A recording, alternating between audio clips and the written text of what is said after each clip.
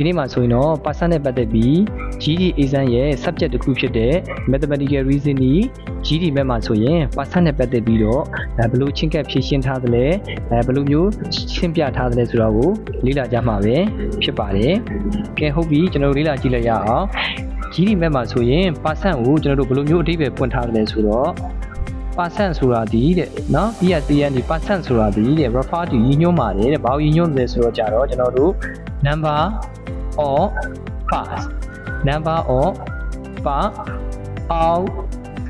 of 100 pass ဆိုပြီးတော့အဓိပ္ပာယ်သတ်မှတ်ပေးထားတာပဲဖြစ်ပါတယ်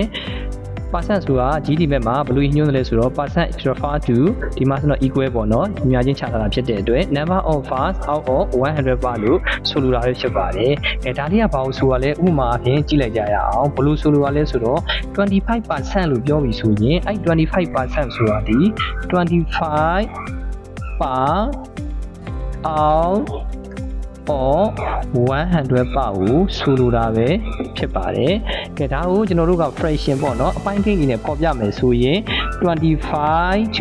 over 100လို့ပေါ်ပြရမှာဖြစ်ပါတယ်။ဒီနေရာမှာကျွန်တော်တို့က out of ဆိုတာဒီကျွန်တော်တို့ကအစားပေါ့နော် divided by လို့သိထားမှာဖြစ်ပါတယ်။ဥပမာလေးနဲ့ဆက်ပြီးတော့ကြည့်မယ်ဆိုရင်ကျွန်တော်တို့ 9% ပါ 9% ဆိုရင်ဘာပြောရတော့9 out of 100 ပါကိုဆိုလိုတာပဲ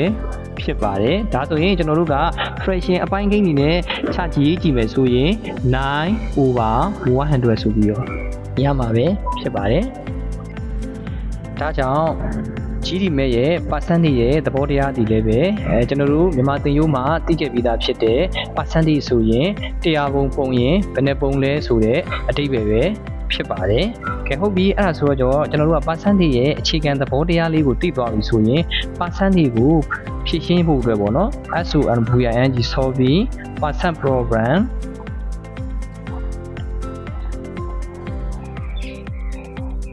percentage နဲ့သက်ဆိုင်တဲ့ပုံစံတွေကိုဖြည့်ရှင်းမှုတွေကျွန်တော်တို့ဆက်ပြီးတော့လေ့လာကြည့်ရအောင်ပါ။ဒါဆိုရင်ကျွန်တော်တို့ percentage နဲ့ပတ်သက်ပြီးတော့ပုံစံတွေဖြည့်ရှင်းမှုတွေလေ့လာတဲ့နေရာမှာ GD ဘက်မှာဆိုရင်တော့အဓိက keyword ပေါ့နော်။အဓိကစကားလုံးသုံးလုံးကိုကျွန်တော်တို့ကသိထားဖို့လိုအပ်ပါတယ်။အဲ့ဒါကိုကျွန်တော်တို့ခွဲခြမ်းပြီးကမှ formula လေးနဲ့ပေါင်းစပ်အသုံးပြုလိုက်မယ်ဆိုရင်ဘယ်လိုမျိုး percentage ပုံစံတွေပဲလာကျွန်တော်တို့အလွယ်တကူပဲဖြည့်ရှင်းနိုင်မှာဖြစ်ပါတယ်။ဟုတ်ပြီဒါဆိုရင်ကျွန်တော်တို့ဥပမာလေးနဲ့ကြည့်လိုက်ကြရအောင်။ဥပမာအားဖြင့် 25% of 400 25% of 400 is 100ပေါ့။ဒီမှာကြည့်မယ်ဆိုရင် 25% of 400 100ဆိုတော့400 ၏ 25 ရာခိုင်နှုန်းဒီ100ဖြစ်တယ်ပေါ့။အဲ့လိုဖြစ်တယ်ဆိုရင်ကျွန်တော်တို့က keyword လေးနဲ့ချိတ်ဆက်မယ်ဆိုရင်ဘယ်ကောင်ကဘာလဲလို့ခွဲခြမ်းမယ်ဆိုရင်ဘယ်လိုလုပ်မလဲဆိုတော့ 25% လို့ပြောရဖြစ်တဲ့အတွက်အဲ့ 25% ကိုကျွန်တော်တို့က percent ဆိုပြီးတော့သတ်မှတ်လိုက်မှာပဲဖြစ်ပါတယ်။ဒါဆိုရင် 25% of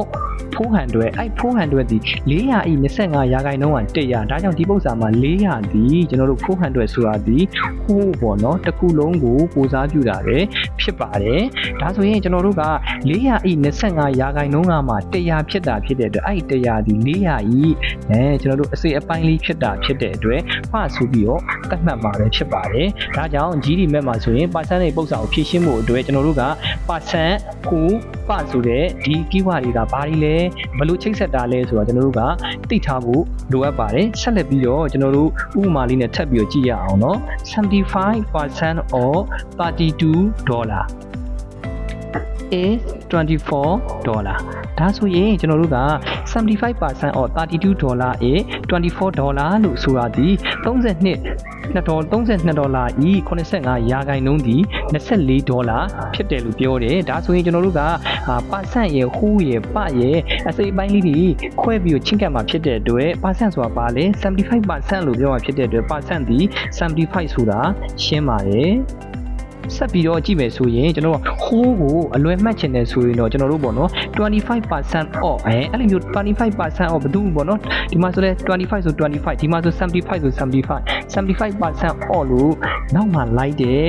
ကျွန်တော်တို့ပမာဏဒီဟိုးလို့အလွယ်မှတ်မယ်ဆိုရင်လည်းပဲရပါတယ်နောက်တစ်ခုကတော့ကျွန်တော်တို့ဒီကောင်ဟိုးဆိုရင်ဒီမှာကြံခဲ့တဲ့ဒီကောင်လေးဒီ pass ဖြစ်ပါတယ်အဓိပ္ပာယ်အပြင်သတ်မှတ်ကြည့်မယ်ဆိုလဲ$32 ၏ 85ရာခိုင်နှုန်းဒီ24လို့ပြောရဖြစ်တဲ့အတွက်24ဒေါ်လာဒီဖဆိုတဲ့စေအပိုင်းလေးပဲဖြစ်ပါတယ်ဒါဆိုရင်ကျွန်တော်တို့က percent ဟိုပဆိုတဲ့ keyword တွေကိုခွဲခြားတတ်သွားမယ်လို့ညွှန်လင့်ပါတယ်